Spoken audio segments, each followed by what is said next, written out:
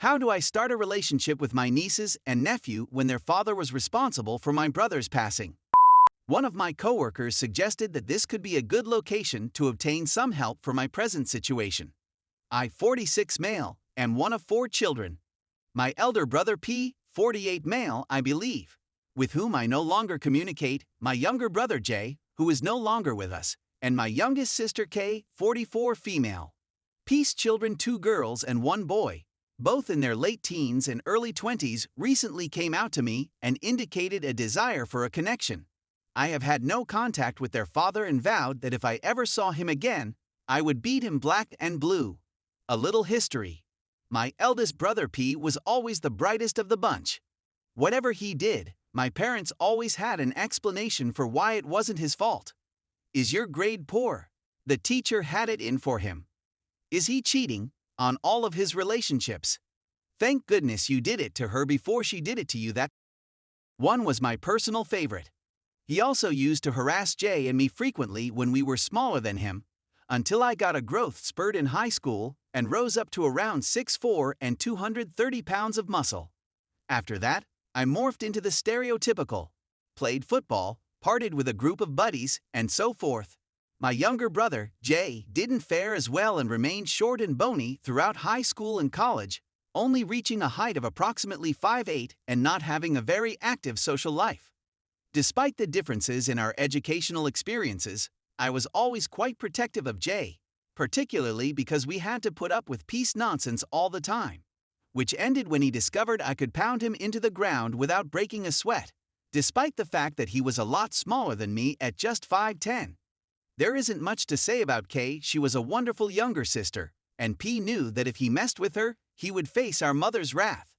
So, in the late 1990s, Jay met his first true girlfriend, A, and was ecstatic about her. He spent every free time with her, and when he wasn't, he couldn't stop gushing over her. I'd never seen him that joyful before. So one day he comes to us, all joyful, and reveals that A is pregnant and that they are expecting a child. However, the atmosphere abruptly changed when it was revealed a week later that A had been cheating on Jay for the entirety of their relationship with our elder brother P. This shattered my brother, and P, being the golden he is, didn't even receive a disappointed look from our parents. To this day, I've never seen somebody look as shattered as Jay did the last time I saw him. My parents simply advised him to get over it and be happy for our brother, which I feel just added to his grief. Jay committed himself roughly a week after this discovery became public. In my whole life, I had never felt so sad and enraged at the same moment. I was sad that I would never see my brother again, and I was enraged that it was my brother's and my parents' responsibility. P stepped in with it during the funeral, and I saw crimson. I was fortunate to have other family members around to prevent me from doing anything crazy, but I informed P that if I ever saw him again, I would murder him. I broke touch with 90% of my family soon after, with the exception of K and a cousin I had always been close with, since everyone else wanted to make excuses for my parents and P. Moving on, I never had children, and to be honest, I never wanted any. I definitely love playing the character of the amusing uncle. K married a wonderful man and had 2 beautiful girls, whom I love. P had 2 more children with A before cheating on her, surprise, and divorcing her, and I'd never met any of them. My parents attempted to contact me a few times, but I always told them to kick rocks. So last week, I was talking with K's kids, 19 and 17, and they said that their cousins had been wanting to meet me for a long time and were hoping I would be willing to meet them as well. I don't think they know all that happened between their father and me, but I'd be lying if I claimed I never wanted to meet them.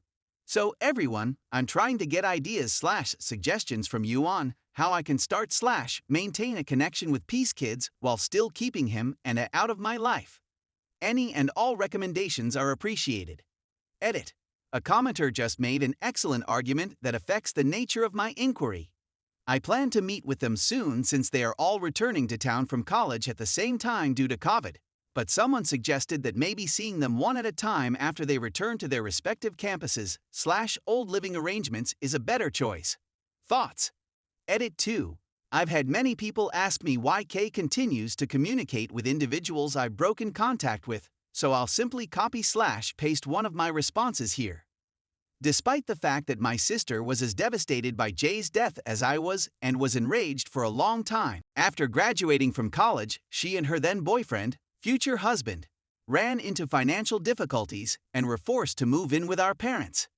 They couldn't stay with me because of unrelated turmoil at the time.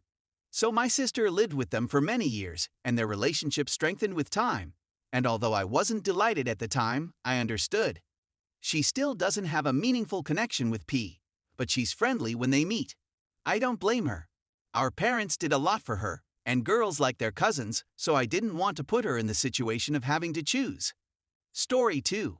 My first love 30 male is successful and getting married, and I'm 30 female. Well, very single and not. Any advice on how to cope or success stories of love after 30? Between the ages of 18 and 23, my ex and I dated on and off for roughly 5 years. We had known one another since high school and had dated in both high school and college. He was my first love, best buddy, and so forth.